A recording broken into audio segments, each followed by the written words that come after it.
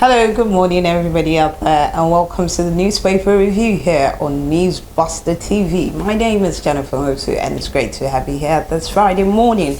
And of course, we have a spread of papers ahead in front of us, and three papers, but trust me, it's encompassing of everything going on around the world and in the country. So I'll start with the very first paper on my left, and that is from The Guardian. The Guardian newspaper has, like I said, quite a spread this morning. And just underneath the masthead, we see Nigeria left out as BRICS admits 6 new members for global influence. And of course, we know the BRICS summit has been taking place in Sandton in South Africa. And the BRICS members, that's Brazil, Russia, India, China, and South Africa, are all there. And this time they have admitted new members from Saudi Arabia, United Arab Emirates, and a couple of other countries. Nigeria was meant to be admitted into that union, but sadly we were omitted and left out of that union. And of course, BRICS, like everybody knows, is countries who are emerging, and they're strong when it comes to their economic powers, because they have a lot of natural resources, human resources, and the wherewithal to make their countries stand independently. And of course, when it's done as a union or a conglomerate, it definitely has more powers. So Nigeria being left out of BRICS, it's quite sad for us, because BRICS seems to be one of those power blocks that can withstand international conventions and bodies and countries. We have seen blocks like NATO, the United Nations, always been key to make decisions all over the world. But BRICS, as it stands, has the wherewithal, like I said, especially when it comes to do with natural resources of countries, and countries having a certain degree of autonomy when it comes to their sovereignty and making decisions and policies. And like we all know, all over the world, we're limited to certain trade volumes, especially when it has to do with foreign exchange. But BRICS, it's looking like all those narratives might be erased if BRICS, solidifies itself over time. We might see countries like the US, the UK, Germany having a run for their money, because this time around it's not just those countries in the West, but countries that for a while it seems their decisions or their actions are not taken too seriously, but this time around they have a place and a position and a voice in BRICS. So how it is for Nigeria, it's quite sad we've not been admitted into that group that seems to be having quite a show when it comes to global influence. All right, you can get more on BRICS on page 3 of the Guardian newspaper this morning. And the big story, we see the Nigerian passport there, and it says, "Step aside, please, the many troubles of green passport holders." This big story comes up on pages 4 and 5 of the Guardian newspaper, and there's a breakdown underneath the Nigerian passport there, saying quite a number of things about passports, and which translate to our citizens. We see nobility score 56, visa free 23, visa on arrival 31, BTA 2, visa required 142, passport power rank 82, that's world over. World reach 28%, population 225,082,083. So that's ranking where Nigeria is in the world sphere when it comes to the power of our passports. So it's not unusual for a lot of Nigerians, when they travel outside the country and you bring out your passport, it's really not unusual to hear that, "Please step aside," or "Step aside, please," because there's always some kind of aspersion with you being a Nigerian passport carrier. So we need to find out what is the problem with our passport, which means we have a battered national image, which we need to redeem in so many ways. You can catch that story on pages 4 and 5 of the Guardian newspaper. All right, moving on to other stories from the front page of the Guardian. On page 3 also, confusion as court declares Apapa Labour Party national chairman sacks Abure. The Labour Party has been going through some tumultuous events. Last time it was Abure, Julius Abure, who was declared the national chairman. Now, barely a month, we're seeing Lamidi Apapa being declared chairman again of Labour Party. What is really going on in Labour Party? Why is there so much confusion? The party itself, the executives, don't seem united. Yes, outside their members and supporters, yes, they're very strong. But why is there so much internal crisis within that party? Is it some form of jeopardization from people outside, or is it just people who are self-centered and centered and centric on themselves? What is the problem in Labour Party? Check out that story on page 3 to get more information. And on page 18, business news, 24 banks lose 5.7 billion naira to fraud in Q2 amid rising digital crimes. This is just the second quarter reports from banks saying they've lost over 5.7 billion naira to fraud. Now, how are these frauds being perpetrated? We know right now a lot of Nigerians are at an all-time low when it comes to money and fiscal cash. So who are the people perpetrating these frauds? Is there enough money in circulation for people to steal wantonly without being detected? What are the systems these banks set up to monitor these flags, these frauds? I thought, the central bank giving orders to commercial banks, there's always a stipulated amount or limit when it comes to savings, current and company accounts. Why are those things not being followed religiously, or should I say regimentally? These are things that are meant to show banks are working. Why is there a lapse in that system? Is it within the banking industry itself that maybe staffers are doing this? We know, yes, money laundering exists on very many scales.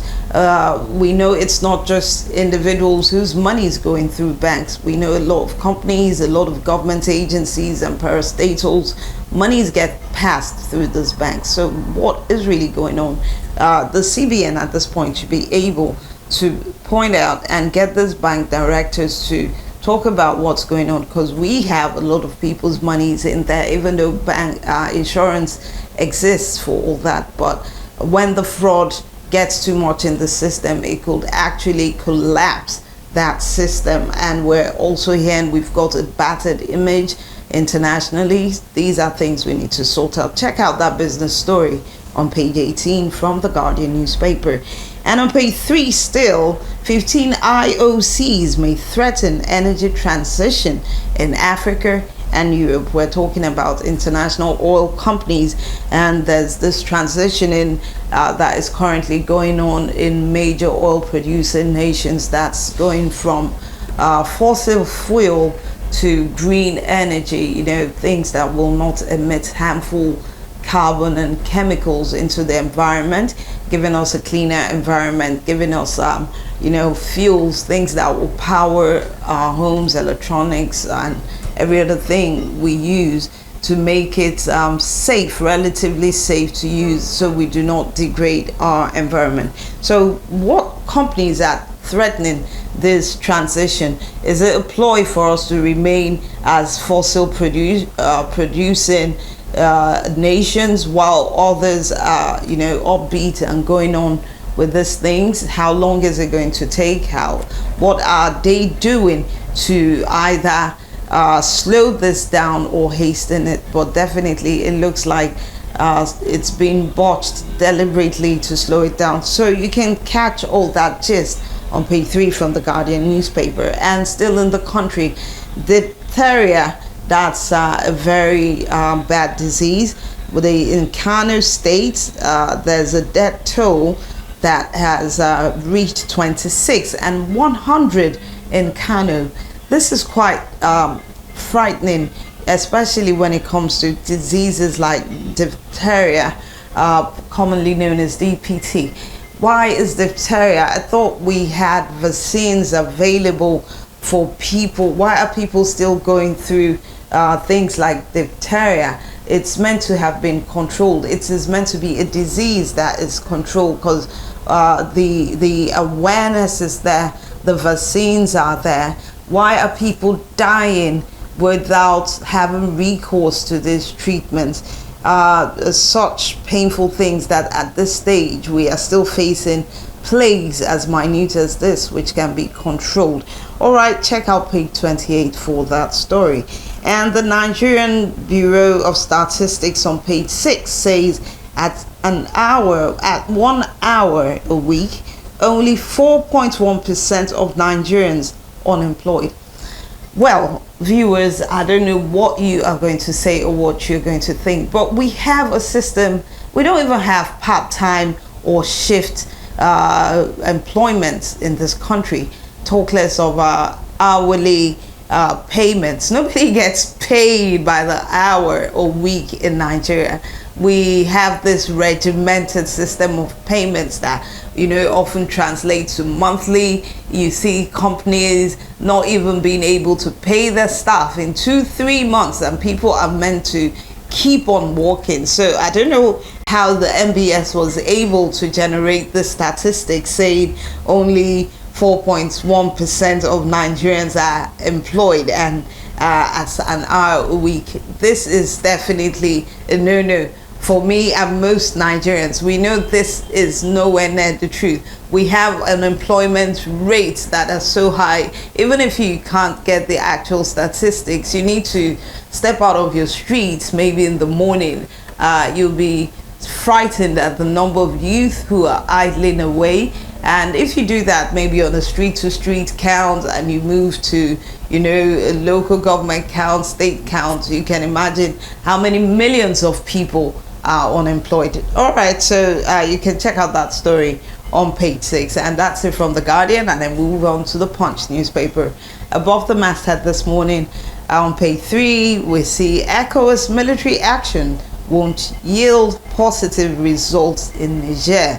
That's coming from the Russian envoy. So you can get that story. Of course, everybody is still pleading and mediating into the crisis in Niger. War is really not the best solution and option. Even a Russian envoy is saying this. So check out that story on page 3 from the Punch newspaper. Still above the masthead, federal government makes 2 trillion naira taxes from Google, Facebook and foreign firms in Nigeria. You can get that report on page 19. And another controversial one on page 28, Culture Minister, still a copper, a group has alleged. And this is one of the newly appointed ministers. She's the Minister of Culture, Minister of Arts and Culture. She's called Hannatu Musawa. And it says that Musawa is still a serving youth copper in Nigeria. Yes, youth coppers, of course, after your basic orientation, you're actually meant to have a job to serve your country. It's not bad serving your country in any capacity, but as a youth copper, I think that portfolio might just be a bit too high. And what are the basic qualifications to actually be a minister?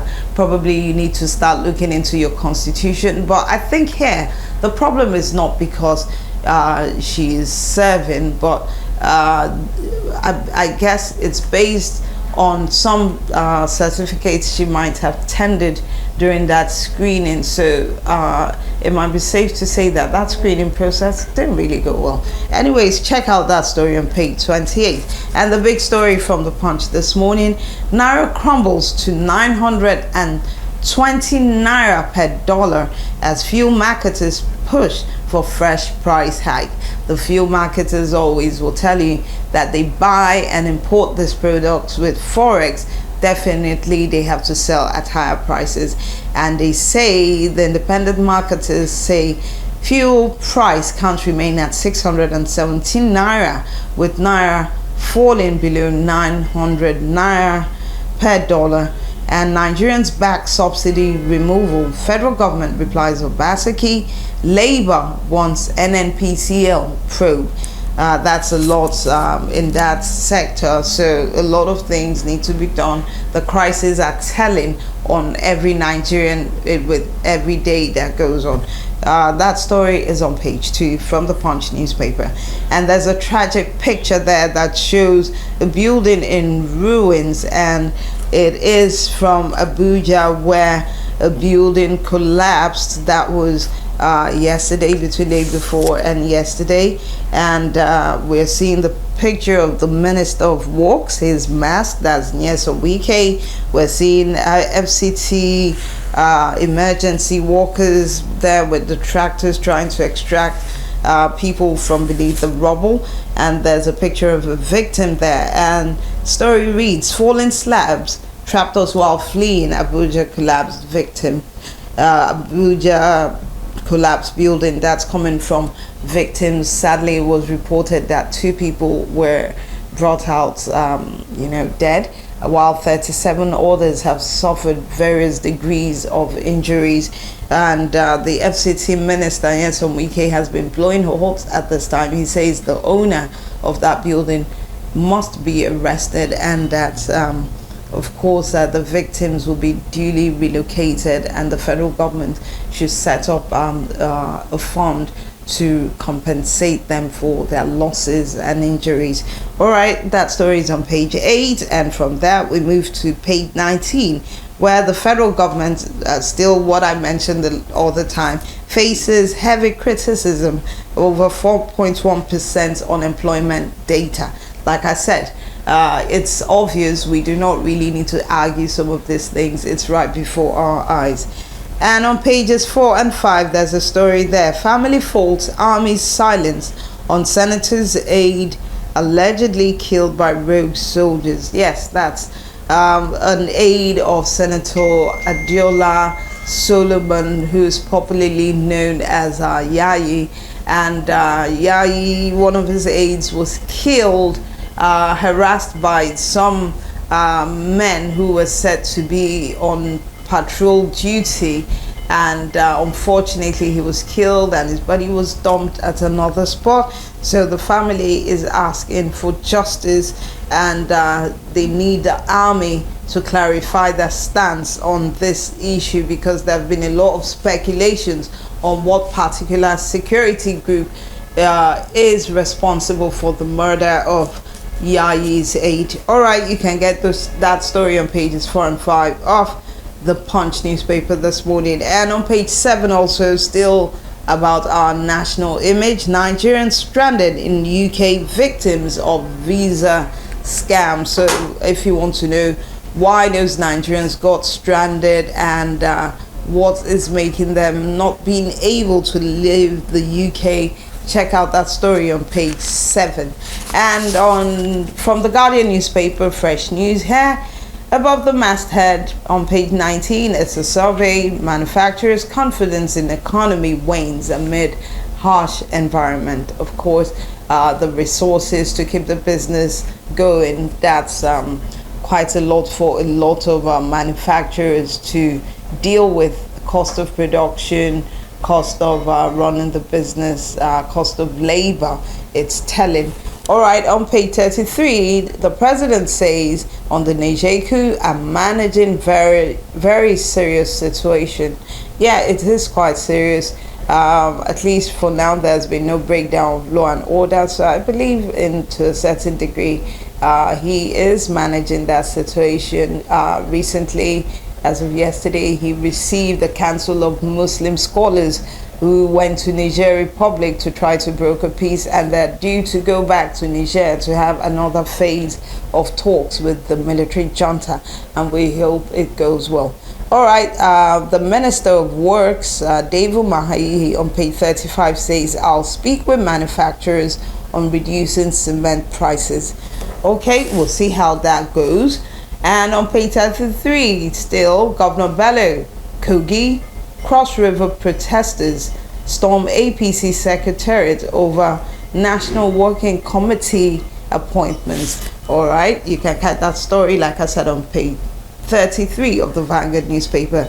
And 24 banks lose 9.75 billion in Q2 2023 as fraud rises 277%. That's the big story from the Vanguard. Outsider involvement down 6%. So that's already saying a lot. Staff involvement rose up 22%. I guess that is as good as telling you what that means, as Biffy blames casualization, says it's sad for banking industry. Fraudulent loans rose to 94.35% at 5.6 billion naira. E-fraud losses stood at 59.5 million naira. Of course, so many money platforms, e-money platforms, it is capable of eroding confidence in banks, analysts. So I think I mentioned a couple of these things when I was talking about, the bank frauds and them losing 9.75 billion, though the figure is different from the Guardians, which says 5.7 billion. So the lot needs to be done. Like I said, who are the people inside? What is actually going on? How many insider trades are going on? In what volume? What are they not telling? That needs to be clarified by the central bank, and of course the Association of Banks and Financial Institutions. And of course the picture from the Muslim clerics who went to Niger says Ulamas meet Tinubu on Niger Republic. And on page 7, 2 die, many trapped, 37 rescued as Abuja Plaza collapses. We see all the stories there. Release Kanu to end insecurity in Southeast. This is coming from members of the House of Reps. They say that Kanu's release will definitely tone down this spate of insecurity in the Southeast, and it's going to rebuild the people's confidence in the federal government if this can be done. All right, and Lagos State says why they rejected 17 commissioner nominees. You can get that on page 10. A bit of sports on page 36. Crystal Palace to submit 12 million pound bid for Iheanacho. That's a big one. Do we have any more sports stories behind from the Vanguard? A World Athletics Championships, Amusin surrenders 100-meter hurdles title to Jamaica's Danielle Williams as AIU still hunts her. I've got a very serious opinion that she was already demoralized before that, the start of that race, because so many things been cast in her face. It takes a very strong mind and resistance to go beyond this thing. So we are still rooting for Musa despite her losing that title. All right, and World Cup kiss. FIFA opened disciplinary proceedings against Rubiales and Hermoso, the lady he kissed. Jennifer Hermoso plans legal action against Rubiales. So you need to check out that story from the Vanguard. And Nigeria, we are talking about a local league. NPFL goes tough on defaulting clubs. A lot of clubs in Nigeria, they have many defaults in many ways when it comes to player management, when it comes to paying their dues, when it comes to the style of play and so many things. So you can check out that story also. And Messi helps Inter Miami reach another final. He did that with a striking penalty yesterday. Check out the sports stories from the Vanguard this morning, and that's how far I can take it this morning with the newspaper reviews. Weekends have got so many interesting stories, so make sure you hit the newspaper stands and catch all the stories and more. And to make it easier on you, you can check out our news website at www.newsbuster.ng to catch all the latest stories developing, breaking, whatever you might have missed, it's all on our website. So make sure you check it out and keep yourself informed. And don't forget, you can drop your comments on our social media platforms. We are on Facebook and Twitter, and you can always catch us on YouTube, which is where we always are. And on YouTube, don't forget to share, like, and subscribe, and leave us a comment to let us know what you think about what we're doing. All right, it's been a splendid week with you, and we hope to catch you next week here on the Newspaper Review. My name is Jennifer Wosu, and I trust you'll have a great weekend. See you all next week. Bye now.